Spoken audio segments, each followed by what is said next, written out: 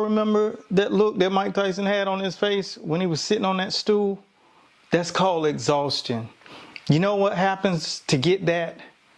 Not knowing how to breathe when you're training and when you're inside of the boxing ring. That's where that comes from. And so that's why we decided to attack this conversation, because I know for sure that every time you're training, your fight is looking good. And then when it's time to fight and perform on fight night, he's tired. And the reason why he's tired is because he doesn't have a system of breathing. And so today on the show, what we're going to do is talk about the methods that he can go about in training so he won't look like Mike Tyson did when he's sitting on that damn stool in the corner. That's what we're going to get into. So if you're working with fighters right now and you experience that, we all know, I'm going to tell you something, bro. There's no feeling scarier than when your gas tank is empty and you're running on fumes and somebody's coming at you. You'd be better off letting them hit you on the chin and knock you out.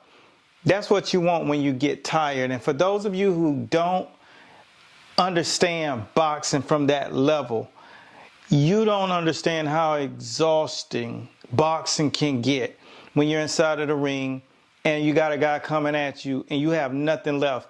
And then you're thinking, let me breathe. It's too late then.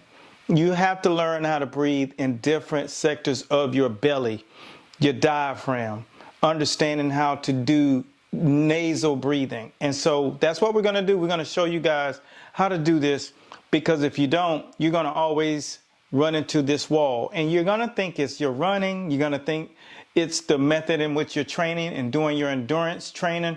That's not it. You're tackling the wrong monkey.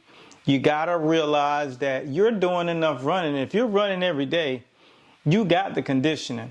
The thing about it is you don't know how to use your gas. So here's different methods. We're going to give you the top 2 of 5, and the other ones are going to be, we're going to get into those in a basic clinic, because when you discuss each one of these things, you have to go deep, because each one has many layers to it. So in order to give you guys the fair equipment that you'll need when you're trying to fight, because like I said, if you don't have it right, you will be just like Mike Tyson was. You saw all of that training he did. You seen all of those rounds he was sparring and doing all of those rolls, boosting the cardio. But you never seen breathing methods, because every time you saw him, he was mouth breathing. That's what you saw. And that's what comes when you don't understand breathing. So you can have all the skills in the world. Skills don't pay the bills. Proper understanding of the science does. And the science isn't just about skills. The science is internal and what you understand about how to do and manage your breathing.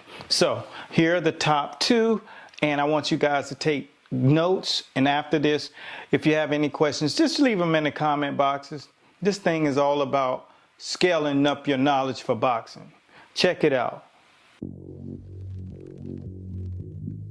I've been in countless boxing matches, and I can tell you firsthand that breathing is the secret weapon most fighters overlook. Now let's move on to diaphragmatic breathing. This is where you really want to focus on engaging your diaphragm to take deeper breaths. Place your hand on your stomach and feel it expand as you inhale and contract as you exhale. This technique allows you to take in more oxygen while using less energy compared to shallow chest breathing. I remember when I first started using this technique, it felt weird, but now it's second nature, and it saved me in those grueling later rounds. Now that we've covered the basics, let's talk about some more advanced breathing techniques. First up, breath control drills. These drills are designed to simulate fight conditions and help you maintain your rhythm and composure even when you're under pressure. Exhale sharply when you throw a punch or during any exertion, like weaving. Then, inhale during lighter movements or when you're resetting. Timing your breathing with your movement is crucial for conserving energy and enhancing power delivery. Lastly, building your aerobic capacity through intermittent hypoxic training can make a huge difference. You can use tools like altitude masks, or include rounds of holding your breath while jogging or shadow boxing followed by active recovery. Trust me, these techniques have been game changers for me in the ring. Now that you have a deeper understanding of what it looks like, now tell me, do you remember the last time you were training and you couldn't figure out why you were so exhausted? Does it make sense now? Because if it does, let us know. What is your experience? And if you're working with athletes and you're running into this, and I mean if you're a personal trainer working with boxer athletes and you're running into this, were you questioning yourself? If so, make sure you use the 5. Now, we only did 2 here, but what I did is I compiled the rest of the 5 techniques so that you can read them if you don't really understand the rest of them and you want to have a grasp on it. We'll make sure that we have it down in the comment boxes in the description. Put it like that, because you need to know this shit. If you don't know it, what's going to happen is you're going to be that guy who always thinks it's about what he knows, and then you realize you don't know shit about boxing.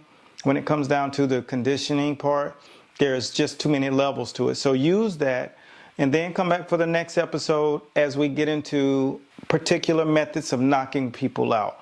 And these skills are all about, it's not what you think it is.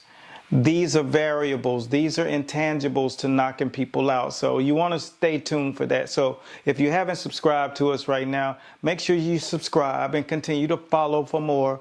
And I'll see you in the winner's circle next time on the Sports Science Show. Peace.